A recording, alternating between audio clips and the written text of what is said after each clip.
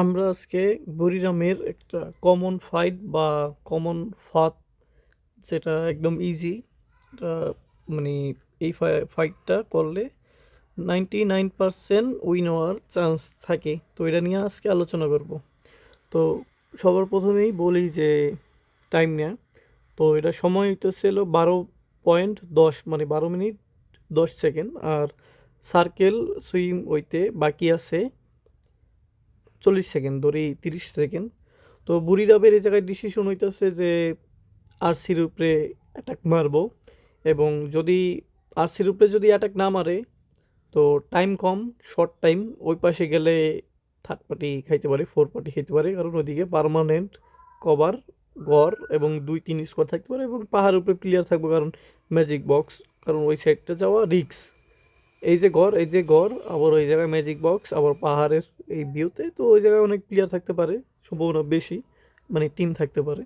তো ওরা ডিসিশন নেয় এই জায়গা থেকে আরসির উপরে অ্যাটাক দিব, ওদিকে যাওয়ার কোনো চান্স নাই। আর আরসি এই জায়গায় একটা ঘরে কম্পাউন্ডে হোল্ড করতেছে।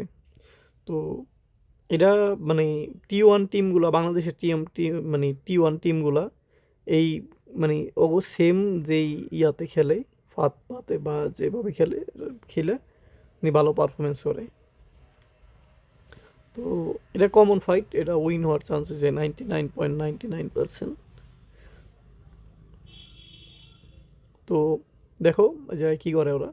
ওরা আগে একটা লঞ্চ প্যাড বহায়, লঞ্চ প্যাড বহায়ে মারে না। বাংলাদেশের প্লেয়ার লঞ্চ প্যাড বহায় মারা দিত এমন না। তো ওই যে লঞ্চ প্যাড মানে অনেকে মারতে পারে না, তো অন্য প্লেয়ারটাই না ঠিক করাইতেছে লঞ্চ প্যাডগুলা। ওয়াসানা মারতে পারে, কারণ ফার্স্ট রাশার অভিজ্ঞতা সম্পূর্ণ, ওয়াসানা ঠিক করতেছে। এবং যেটা হলো কমন বিষয় যে 3জন কম্পাউন্ডে রাশ করব, এবং একজন লং থেকে স্নাইপার লং থেকে সাপোর্ট দিব। গাছের পিছনে মসি স্নাইপার নিয়ে বয়ে রয়েছে। দেখো ফাঁদটা, দেখো কি ইজি একটা ফাঁদ পাতে, কমন ফাঁদ। তো এই জায়গায় CR7 যে আর কাছে আছে তারে আগে পাড়াইব, দেখবা বিয়েতে দেখাইতেছে না, গেট হাইট আছে CR7, তো ওরে পাড়াইছে। এবং দেখো কমন একটা জিনিস, ওরা লঞ্চ প্যাড মাইরা পার্মানেন্ট খবরে যাইতে পারতো, ঠিক আছে, ছাদে মাঝে যাইতে পারতো, তবে ছাদে যাওয়ার রিস্ক, কারণ আকাশে থেকে মাইরা দিতে পারে। এবং যেটা কমন বিষয়, যেটা মানে ফাঁদ পাতে, দেখো হোল্ড করতেছে, আমি এই হোল্ড করা শিখাইছি। তো একটা প্লেয়ার আলাপ পাইছে যে জাংলা দিয়া যে ওরা আইছে, কারণ ওরা হোল্ড করতেছিল। তো ওরা আইছে এই জায়গায়, আর আইয়া ওয়াল মারে নাই, দেখবো ওয়াল মারে না, CR7 আছে, এই কারণে CR7 মারবো, এই যে CR7 মারবো, ঠিক আছে। এখন হইতেছে মেন জিনিসটা।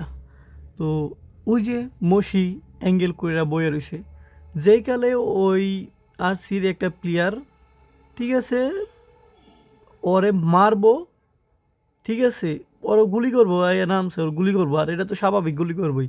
তো ওই সময় কি করব, মসি কি করব, এই প্লেয়ারটার ড্যামেজ দিব বা মাইরা মানে ডাউন করে দিব, কারণ এই সময়টা ইয়া লাগে, কি কয় এটারে, হেড লাগে, কারণ জাংলা থেকে অল্প একটু মাথা বাইরে থাকে, হেড লাগে, বা বডি ড্যামেজ খেলেও 150 খাইবো বা 100-র উপরে খাইবো।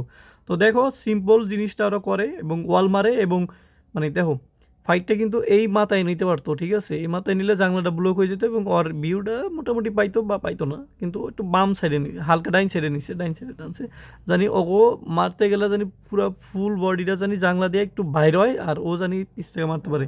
তো ও ওর